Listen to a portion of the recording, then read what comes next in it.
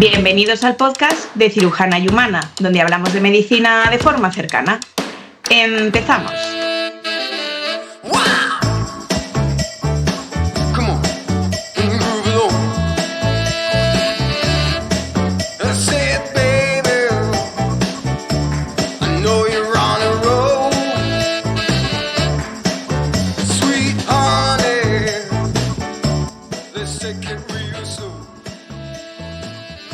Hoy vamos a hablar de una enfermedad que está olvidada, pero muy presente, que parece que cuando hablamos de ella estamos hablando del siglo XIX, o es la imagen que tenemos, o principios del XX. Bueno, tiene una razón. Sí, hablamos de ello, que es la tuberculosis. Y para hablar de este tema tenemos la gran suerte de contar con el doctor Jaime Esteban. Bienvenido, Jaime. Muy bienvenido, muchas gracias.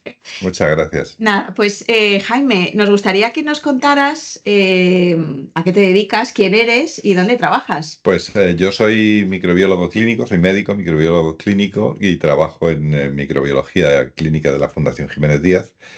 Y llevo dedicado al tema de las micobacterias y la tuberculosis desde hace 35 años. Y pues bueno. Casi nada, ¿eh? He colaborado con mucha gente sobre este tema, sí. Y ya sabes que a nosotros siempre nos gusta el lado humano de nuestros médicos, de nuestros invitados. ¿Cuál es tu lado humano? Bueno, a mí me gusta mucho leer, me gusta mucho la lectura, sobre todo de libros de historia. Me gusta mucho la historia y es algo que me apasiona hasta el punto de dedicar la mayor parte de mi tiempo libre a los libros de historia, a conocer sobre la historia de la humanidad, etcétera, incluyendo la historia de la medicina también, con sus anécdotas y tal. Y luego me gusta el modelismo. Yo soy de esos bichos raros que hacen maquetas y que hacen dioramas y cosas de ese estilo. Sí. Yo no dejo de sorprenderme aquí con nuestros invitados, con las Sí, bueno, es que aunque seamos médicos y trabajemos en el hospital, luego hay vida más allá de, efectivamente, y pues, bacterias. Efectivamente, y pues también me gusta el cine, me gusta el teatro, me gusta la ópera, y pues bueno, uno tiene muchas aficiones. La verdad que lo que uno no tiene es tiempo para poder dedicarle el tiempo que a uno le gustaría a las aficiones. Pero bueno, siempre pues, se puede escapar uno un rato y hacer lo posible por entretenerse con esto, aparte del trabajo. Efectivamente, que eso también hay que cuidarlo, el lado humano nuestro siempre, eso es fundamental. Como decíamos, vamos a hablar de la tuberculosis. Cuando hablamos de tuberculosis, a mí me viene a la mente las pelucas blancas, aquellos que iban pintados ahí con la cara blanca, y la tos, y me viene a la mente los sanatorios que teníamos en España para tuberculosos, que no sé cuántos había, pero muchos, yo creo, bastantes. Muchos. Y me viene a la mente otra época, no me viene a la mente el año 2025. Pero, ¿estamos hablando de una enfermedad actual o está erradicada? Es normal que te venga a la cabeza eso porque en Europa occidental y en general en el mundo occidental la tuberculosis fue muy importante en la segunda mitad del siglo XIX, también en la primera, pero sobre todo en el siglo XIX, principios del siglo XX. Y hoy en día ya estamos en el siglo XXI y parece que en Europa Occidental no hay. Y sigue habiendo tanto en Europa Occidental como en el resto del mundo. De hecho, es una de las enfermedades más importantes que existen en el momento actual a efectos de pacientes y a efectos de mortalidad, sorprendentemente. Pues no me digas, porque de eso no se habla, o poco se habla, ¿no? Se habla poco porque es una enfermedad que no es una enfermedad de famosos. Exacto. Yo siempre digo que para que esta enfermedad se hiciera popular tendría que haber algún famoso que la tuviera, pero efectivamente no es una enfermedad que afecte a famosos. Pero para que lo sepas, todos los años desarrollan tuberculosis más de 10 millones de personas en el mundo. Y se muere más de 1 millón de personas de una enfermedad que es tratable, que eso es probablemente el mayor drama de la tuberculosis, que existe un tratamiento que es barato, que es muy eficaz y aún así se siguen muriendo 10 millones de personas. ¿Cuál es el problema? Que se mueren en países donde los recursos sanitarios son muy escasos, donde hay más tuberculosis en el momento actual, fundamentalmente en África, en el sudeste asiático, países de Sudamérica. países en desarrollo. Entonces es una población muy, muy frágil desde el punto de vista social, y ahí la tuberculosis tiene un caldo de cultivo excepcional, y a eso hay que añadirle que la tuberculosis se distribuye por epidemias, pero unas epidemias distintas, no es como el COVID, que en un año hemos tenido todo y tal, sino que la tuberculosis tiene brotes epidémicos que pueden durar 200, 300 años. Entonces uno no lo ve. No. Porque la vida humana es bastante más corta. Entonces, en tu vida no vas a ver una epidemia de tuberculosis, aunque estés dentro de una epidemia de tuberculosis, que es lo que pasó en el siglo XIX en Europa. Por eso la imagen que tenemos hoy en día es la de las personas del siglo XIX, el romanticismo, toda esa historia. Que hasta estéticamente estaba condicionado por la tuberculosis, las caras blancas, la cogencia. Sí, la palidez, la consunción, personas muy delgaditas, con tos. Efectivamente, era un poco no era el estándar de belleza del siglo XIX, pero estaba muy afectado. Pero estaba muy afectado por eso. Estamos hablando de una enfermedad, como vemos, que sigue siendo muy importante, que no hablamos de ella.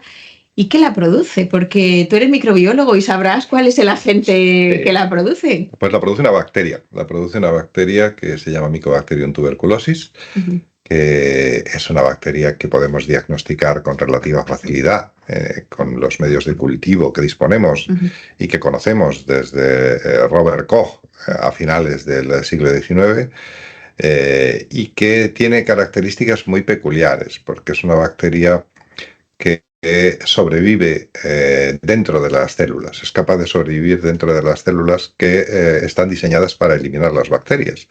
En nuestro sistema inmune tiene células inflamatorias, el neutrófilos, tiene células macrófagos, etcétera, que son las encargadas de fagocitar, de comerse las bacterias y destruirlas. Mycobacterium tuberculosis es capaz de sobrevivir dentro. Es capaz de sobrevivir dentro de esas células y desarrollarse y producir enfermedades que son enfermedades crónicas, es decir, que tardan mucho tiempo en dar una sintomatología, que esa sintomatología al principio es una sintomatología relativamente leve y que a largo plazo pues sí que puede ser muy grave. Has hablado que es una micobacteria. Hicimos un episodio sobre la lepra. ¿Es prima de la micobacteria de la lepra? Es prima. Es prima de Mycobacterium leprae. Es una de las más de 200 especies de micobacterias que hay. Es curioso que cuando empezó a aparecer la tuberculosis, la lepra empezó a desaparecer. ¿Tiene algo que ver esto? ¿Competencia de bacterias o es casualidad? No, es simplemente casualidad. De hecho, tampoco es que la tuberculosis apareciera, porque en realidad la tuberculosis es una de las enfermedades más antiguas que se conocen. De hecho, hay registros fósiles de más de 30.000 años con lesiones óseas que sugieren una tuberculosis vertebral, que evidentemente son fósiles. Y no podemos... ¿no? No se llamaba así. Claro, sí. Y se llama... de medicina. Sí, se llama el de Pott porque el que le describió fue un médico inglés que se llamaba Sir Percival Pott y describió la tuberculosis vertebral. Pues esa enfermedad, hay restos que sugieren que podría ser eso, ya digo, del hombre prehistórico. Muy antigua. Desde que el hombre es hombre prácticamente. Sí, se considera que casi ha ido en paralelo a la especie humana. De hecho, sí que hay casos donde ya se ha demostrado la presencia de la micobacteria en momias egipcias de 2000 años antes de Cristo. Pues sí. Y ahí ya sí se ha conseguido demostrar la presencia de Mycobacterium tuberculosis. Y un montón de siglos después aquí seguimos con la micobacteria. Sí, pero porque eso aparece en brotes epidémicos de siglos. Entonces, en el antiguo Egipto hubo un brote epidémico que duró 300, 400 años. Hubo un brote también en la América precolombina. En Europa hubo un brote desde finales del siglo XVIII hasta mediados del siglo XX. Es decir, esos brotes tan largos que uno no se da cuenta de que está en un brote han aparecido a lo largo de toda la historia. Fíjate, me llama la atención lo de la América precolombina, porque parece que nosotros los europeos llevamos a América muchas cosas y pensaba que la tuberculosis también, pero no, ya existía antes de que llegáramos. Ya existía, de hecho se ha encontrado la bacteria en momias peruanas. Con eso entonces no tenemos nada que ver. No, ya digo que seguramente la tuberculosis iría con los migrantes que cruzaron el estrecho de Bering y poblaron América. Seguramente iría esta micobacteria, que tiene características muy peculiares, porque no todo el mundo que se contagia desarrolla la enfermedad. Eso que tiene su cosa. Tiene su cosa, efectivamente. Pues eso, vamos a seguir con esa parte. Has dicho que es una bacteria que lo que hace es que llega a ti y se mete dentro de unas células. Eso es. ¿Qué células eran? ¿Los macrófagos o no? Macrófagos. ¿Y eso ya significa que tienes la enfermedad o significa que estás en contacto o que estás infectado? Significa que tienes lo que se llama una infección tuberculosa. Una infección tuberculosa latente. Hay distintos nombres en la literatura científica, dependiendo muchas veces un poco de la época y del conocimiento que se tiene sobre esto. Pero es verdad que sabemos que Mycobacterium tuberculosis entra normalmente por vía respiratoria. Eso te iba a preguntar, ¿cómo se contagia? Por vía respiratoria. ¿Y es muy contagiosa? ¿O es una cosa bastante contagiosa. No es tan contagiosa como pueda ser el COVID o como pueda ser el sarampión. Enfermedades que son muy, muy, muy contagiosas. Esta no es tan contagiosa, pero sí es contagiosa. Sí es una enfermedad que se puede contagiar y de hecho la vía de transmisión normalmente es esa. La bacteria llega al pulmón, ahí se la comen los macrófagos y no sabemos en qué porcentaje los macrófagos son capaces de destruir la micobacteria. Pero hay gente que no es capaz de destruir la micobacteria y la micobacteria pues se va a localizar en algunas zonas de nuestro cuerpo que no tenemos la capacidad de saber cuáles son y donde puede permanecer durante décadas y reaparecer al cabo de 30, 40 años como una enfermedad, pero no en todo el mundo. De hecho, se considera que las personas que se contagian y que tienen una infección latente, pues entre un 10 y un 15% son las que desarrollan luego la enfermedad. ¿Y esto tiene que ver con el sistema inmune? Me explico lo fuerte que estés, porque también tenemos la imagen del paciente, por ejemplo, VIH o inmunodeprimido, el abuelillo, o aquel que está con corticoides por, yo qué sé, X cosa. ¿Tiene que ver con esto? Tiene mucho que ver, porque en realidad la tuberculosis se ve favorecida por todas las enfermedades que afectan al sistema inmune, sobre todo a la inmunidad celular. El ejemplo más típico de enfermedad que afecta al sistema inmune celular es el VIH. Claro. ¿Vale? Y se sabe que en los VIH sí que la enfermedad progresa mucho más rápidamente.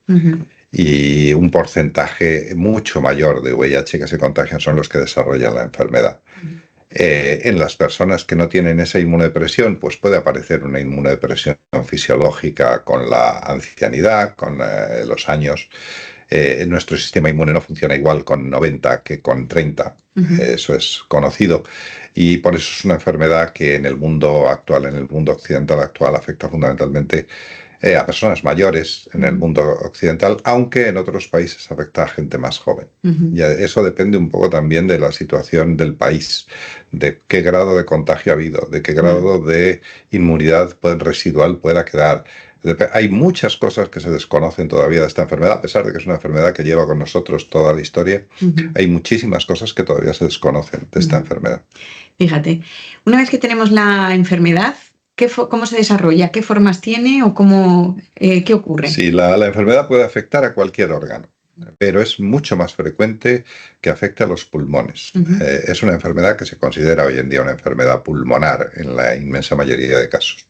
Pues más del 80% de las tuberculosis son tuberculosis pulmonares, en las cuales se afecta el pulmón. Se produce un cuadro de neumonía en el pulmón, una neumonía crónica que se puede, lo que se llama cavitar, que es decir, la bacteria va destruyendo el tejido y va generando como una especie de agujeros dentro del pulmón. Exactamente, cavidades dentro del pulmón. Literalmente. Y esa cavidad puede abrirse al árbol bronquial, abrirse a los bronquios y por ahí salir el contenido de esa cavidad y poder contagiar de nuevo a otra persona. Es una enfermedad, efectivamente, es una enfermedad que se manifiesta pues como cualquier neumonía, pues con su fiebre, su tos, su expectoración, como todas las neumonías, pero es un cuadro crónico, es un cuadro que va evolucionando muy lentamente a lo largo del tiempo. Y has hablado antes del mal de Pot. Sí. ¿Esa es otra de las fases de la enfermedad? Otra variante. Otra variante. Ya he dicho que puede afectar a todos los órganos. Hay tuberculosis del aparato urinario, hay tuberculosis ósea, vertebral, hay tuberculosis ganglionar. La tuberculosis ganglionar tiene una historia muy curiosa, pues adelante. Que es una tuberculosis que afecta a los ganglios linfáticos. Clásicamente afectaba a los ganglios linfáticos del cuello. Entonces, eso se conoce y se ha conocido durante muchos siglos como escrófula. Sí. Entonces, la escrófula se creía en el Renacimiento, Edad Media, que se podía curar con el toque real, lo que se llamaba el toque real. Y es que el rey, como estaba puesto ahí por Dios, en aquel entonces se creía así, si el rey tocaba al paciente escrofuloso, la enfermedad se curaba. Y de hecho se organizaban ceremonias en las cuales pues iban los enfermos, en las cuales el rey les tocaba, etcétera, etcétera. Esto es una tradición muy antigua, muy antigua. Hoy en día evidentemente no, pero es una curiosidad. Y efectivamente algunos se curan porque la tuberculosis no es una enfermedad uniformemente mortal. No todo el mundo que la contrae se muere, incluso sin tratamiento. Y por eso mucha gente desarrollaba tuberculosis y sobrevivía a la tuberculosis, pues como bien has dicho, en los sanatorios, que estaban en la sierra, que estaban en las montañas, y que tenemos esa imagen, ¿no? de una vida sana, correcto, etcétera, etcétera. En realidad tenía una misión doble. En una época... Sí, porque se hacían los sanatorios ahí en la montaña, que decían que tenía aire puro, no sé cuántos días de sol al año, o mucho sol, o no sé. Sí. Explícanos esto, porque en España había, pero un montón. Sí, de hecho todavía hay algunos. Si uno se va por la Sierra de Guadarrama, todavía puede ver antiguos sanatorios tuberculosos que están abandonados, pero que todavía existen los edificios. Esto se pensaba que la atmósfera de la alta montaña, con el aire más puro, en una época del siglo XIX, donde en las ciudades las condiciones higiénico-sanitarias eran nefastas, exacto, y todos pues llevarlos a la alta montaña, donde el paciente estaba bien y tal, pues era algo que mejoraba la enfermedad. En realidad, lo que hacías era una doble misión. En primer lugar, estabas aislando al paciente. Claro. El paciente lo separabas de las personas que podían contagiarse. Y luego, pues, le suministrabas algo esencial, buena comida, buenos cuidados, y por eso muchos pacientes se curaban, efectivamente. Otros no. Eso hay novelas. La novela más célebre sobre esto es La montaña mágica de Thomas Mann, que cuenta la historia de un paciente de un sanatorio tuberculoso en Suiza.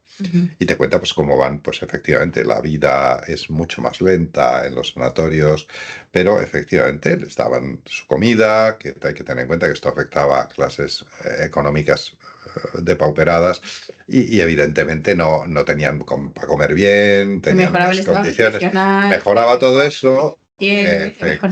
Efectivamente, entonces esa mejoría hacía que los pacientes muchas veces mejoraran, porque ya digo, es una enfermedad crónica. Hay gente que ha desarrollado esta enfermedad a lo largo de la historia durante décadas y al final pues muchas veces se morían de eso, pero otras veces se morían de otra cosa, pero con su tuberculosis crónica. Claro. Muy bien, qué interesante.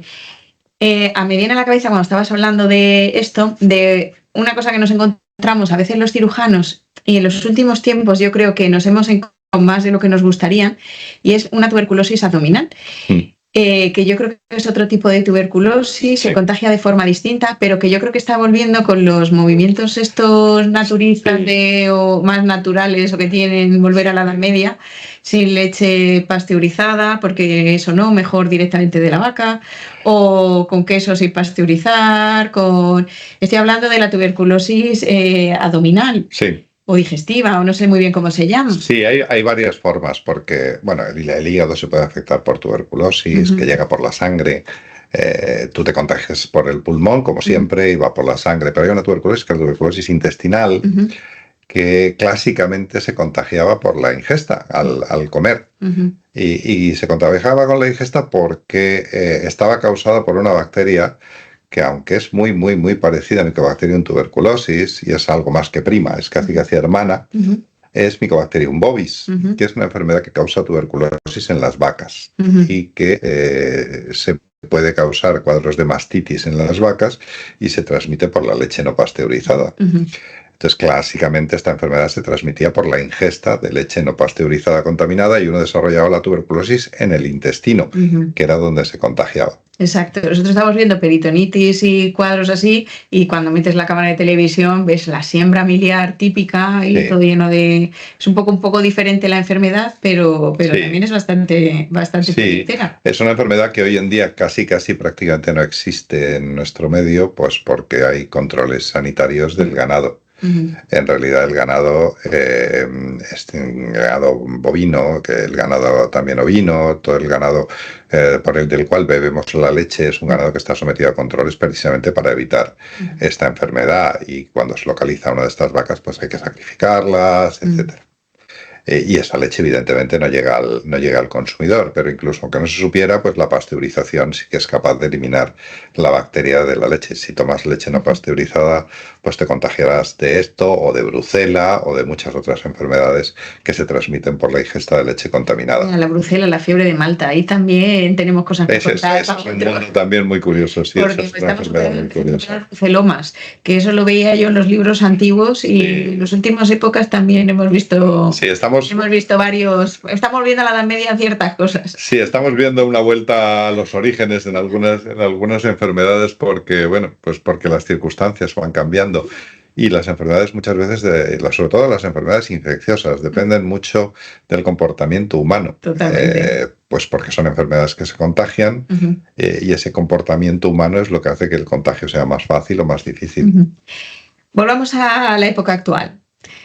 Yo tengo tos, imagínate, ¿cuándo tengo que sospechar que tengo una tuberculosis? Si es una tos crónica, si tengo fiebre, no tengo fiebre, ¿cómo se diagnostica? Bueno, es una enfermedad que puede simular casi cualquier cosa, ¿de acuerdo?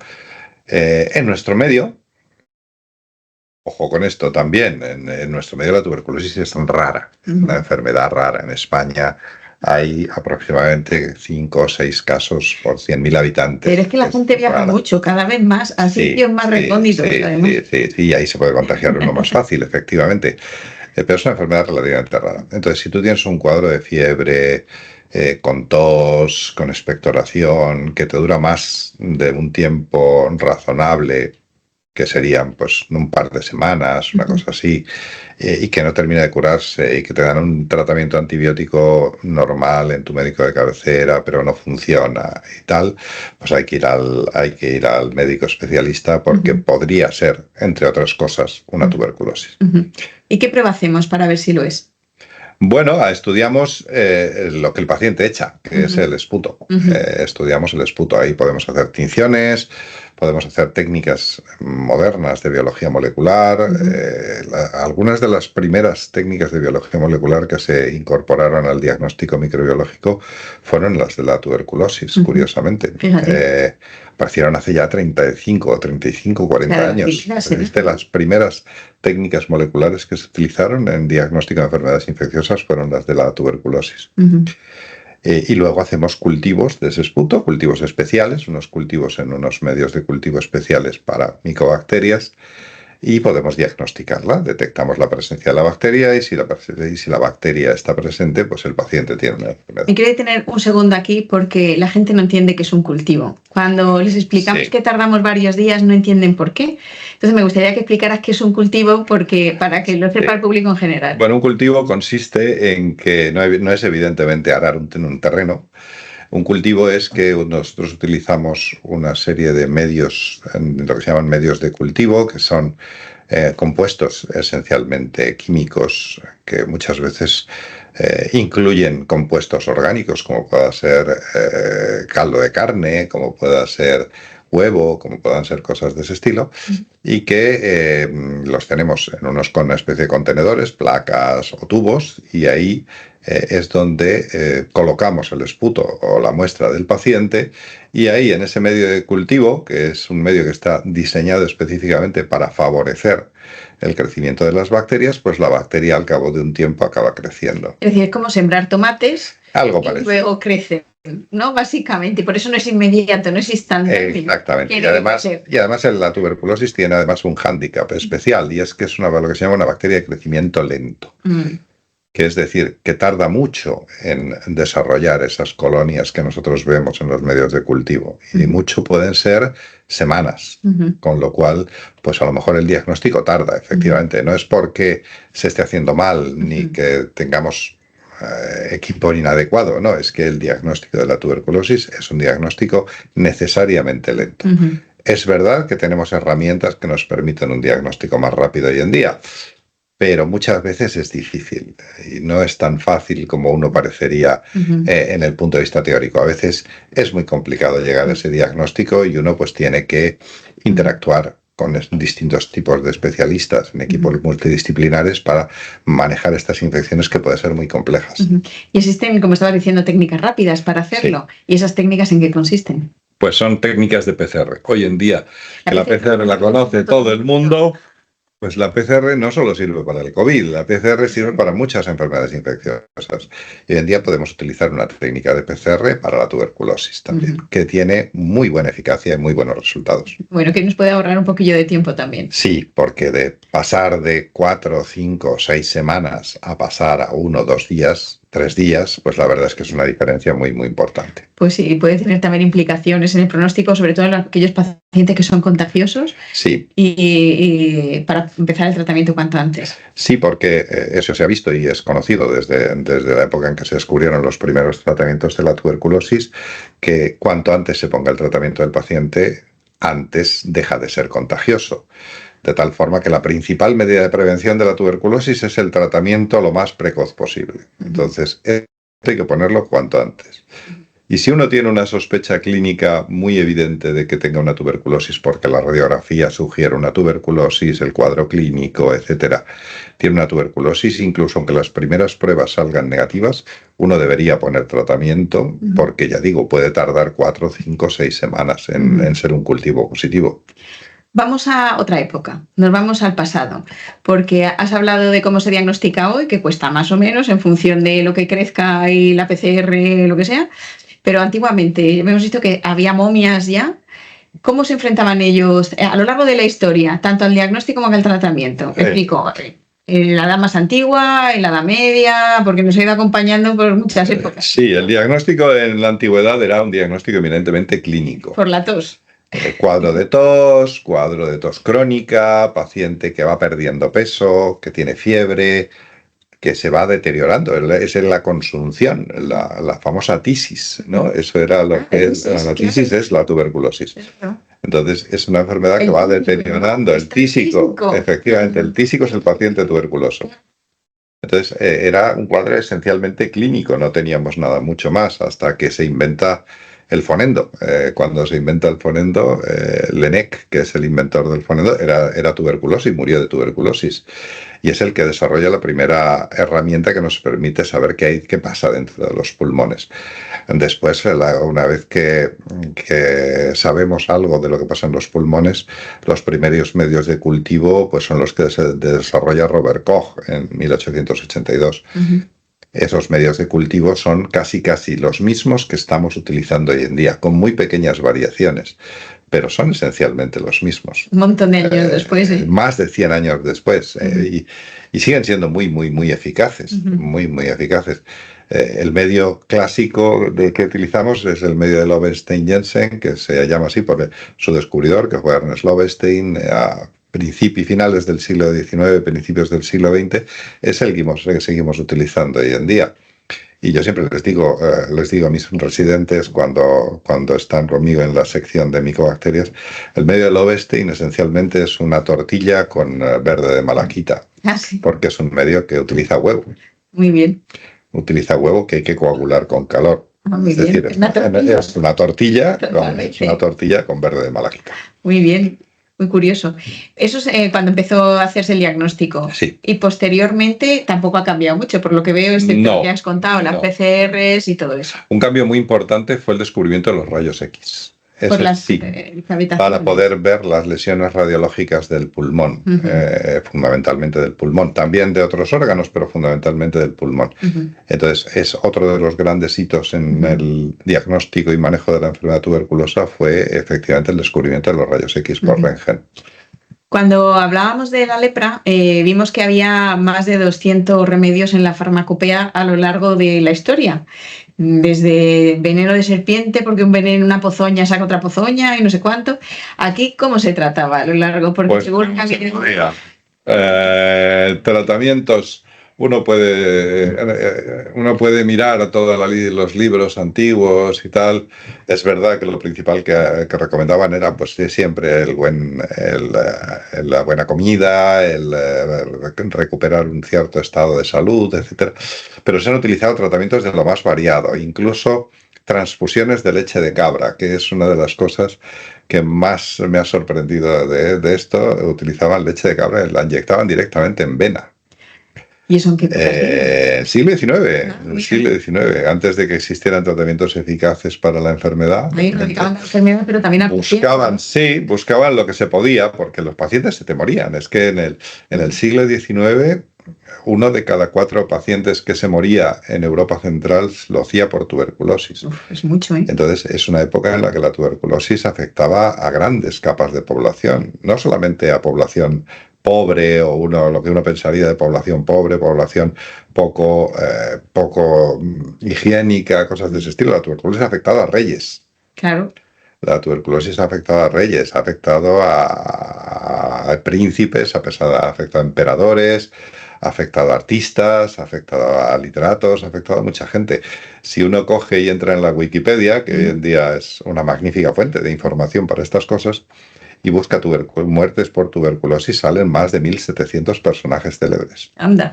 Incluidos, pues, por ejemplo, el rey de los 3 mosqueteros, Luis XIII, murió de tuberculosis. Pero es que el cardenal Richelieu también. Sí. Y un rey español, Alfonso XII, se murió también de tuberculosis. Se murió de una tuberculosis aguda.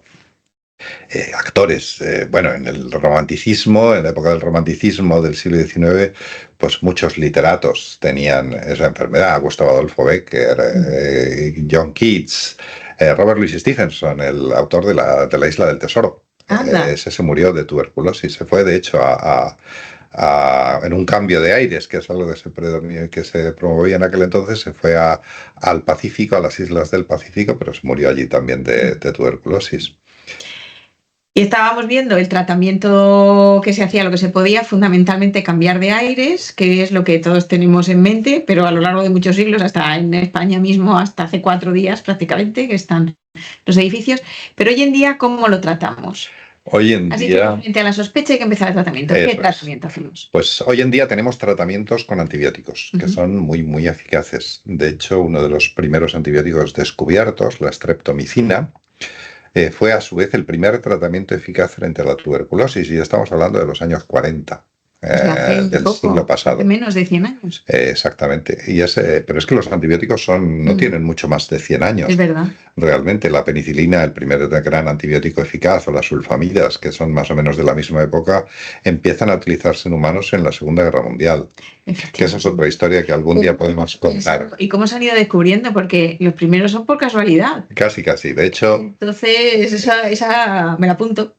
De hecho, la streptomicina es una historia un poco turbulenta, porque el descubrimiento lo hace un becario. ¿Ah, sí? El descubrimiento lo hizo un becario en el laboratorio de Salman Waxman, que luego recibió el premio Nobel por el descubrimiento de la streptomicina. ¿Pero el becario o el otro? No, el jefe. Lo descubrió el jefe y de hecho nunca puso al becario en los artículos científicos. ¿Y cómo se sabe que eres becario? Estilo. Pues porque existe documentación escrita. Muy bien. Y al final llegaron a un acuerdo y cosas de ese estilo, pero es verdad que hay veces que estos descubrimientos son por casualidad, como la penicilina de Fleming. Pero efectivamente, buscando antibióticos en cosas tan peregrinas como puede ser el suelo, donde hay bacterias que producen antibióticos, pues ahí apareció la streptomicina, que fue el primer tratamiento eficaz para la tuberculosis. Desde entonces se han descubierto muchos más antibióticos, y hoy en día la tuberculosis tiene un tratamiento muy, muy eficaz que permite, como ya he dicho antes, que es una enfermedad curable. Se curan en más del 98% de los pacientes con un tratamiento adecuado. ¿Qué problema tiene? Es un tratamiento largo, es un tratamiento pesado, es un tratamiento que dura entre 6 y 9 meses. Y un problema muy claro, porque un problema muy importante es que el paciente empieza a mejorar muy rápido. Claro. Y el paciente deja de tener síntomas en el primer mes. Y convencer al paciente que después del primer mes de tratamiento tiene que seguir otros 5 meses tomando pastillas no es fácil. De hecho, una de las primeras razones de que la enfermedad reaparezca en un paciente es que el paciente abandona el tratamiento antes de tiempo. Pero hoy en día tenemos, ya digo, tratamientos muy, muy, muy eficaces para esta enfermedad. Y de hecho, la mortalidad en los países donde esta enfermedad tiene ese tratamiento y ese tratamiento es accesible a toda la población es una mortalidad relativamente escasa. Uh-huh. Y es un tratamiento que no debe ser caro, son fármacos muy estándar, ¿no? Es muy barato porque son fármacos antiguos, claro, curiosamente, ¿no? La isoniazida o la rifampicina son fármacos de mediados del siglo XX y que empezaron a utilizarse en aquel entonces. Entonces son fármacos que ya no tienen patente, que son muy, muy baratos. Lo que pasa es que en el mundo actual hay países donde incluso ese tratamiento que aquí en Occidente nos parecería baratísimo, allí resulta muy caro. Y a veces es muy difícil llegar a poder poner tratamiento a esas poblaciones. Una vez que hacemos el tratamiento, ¿la enfermedad se cura o se queda latente dentro de las células? La enfermedad se cura. Desaparece. Desaparece. Y eso va a enlazar con la siguiente pregunta. ¿Existe vacuna? Existe vacuna. Existe vacuna, pero lo que pasa es que es una vacuna peculiar. Es una vacuna que está basada en una bacteria viva, lo que se llama el bacilo de Calmette-Guerin, que son los nombres de los científicos que la descubrieron hace 100 años, y que tuvieron, eso fue un descubrimiento que fue un ejercicio de paciencia. Sí, ¿por qué? Pues porque estuvieron haciendo subcultivos, uno detrás de otro, hasta conseguir una bacteria atenuada, es decir, que no producía enfermedad en humanos, durante 13 años. ¡Ostras! Claro, porque de crecimiento lento. Claro, dieron más de 200 subcultivos, uno detrás de otro. Menos mal que no se les estropeó a mitad, porque si no... Sí, pero 13 años tardaron en encontrar la cepa que hoy en día se utiliza para la vacuna. El problema de la cepa es que es una vacuna que es una vacuna viva, no se puede utilizar en pacientes inmunodeprimidos, no se puede utilizar, no se recomienda utilizarla en embarazadas. Y en realidad es una vacuna que tiene una eficacia limitada. No es como estas vacunas como la del COVID o como la del sarampión o como la de la viruela, que tiene una eficacia de más del 90%. La vacuna de la tuberculosis tiene una eficacia de un 50%. Es decir, no es una buena vacuna. Por eso en Occidente no se vacuna. En España se vacunaba hasta hace pues casi unos 50 años, más o menos. Luego, a medida que la enfermedad va disminuyendo, la vacuna se va dejando de poner porque no tiene interés el ponerla cuando el grado de protección que da no es muy alto y además no es una enfermedad muy abundante en la población. Sin embargo, en países donde sí que es una enfermedad muy frecuente y donde el acceso a los recursos sanitarios es escaso, sí que se sigue utilizando. Desde hace unos años se están buscando nuevas vacunas para la tuberculosis que sean más eficaces. Y de hecho, una de las vacunas más prometedoras y que ya está en ensayos clínicos en humanos en África es una vacuna española. ¿Ah, sí? Sí, es una vacuna que se ha desarrollado en la Universidad de Zaragoza por el equipo del doctor Carlos Martín y que hoy en día es una de las que mejores perspectivas da para mejorar la eficacia de la vacuna clásica. O sea que igual tenemos que celebrar dentro de unos años una vacuna española como una de las herramientas para acabar con la enfermedad. Qué bien, de eso poco se habla, ¿ves? Yo ni siquiera sabía, no se habla nada, de hecho. No, porque es poco popular. Es una enfermedad que, salvo que afecte a algún famoso, va a ser difícil. Sí, iba a decir a ver si tenemos suerte, pero no, mejor que no. No, mejor que no.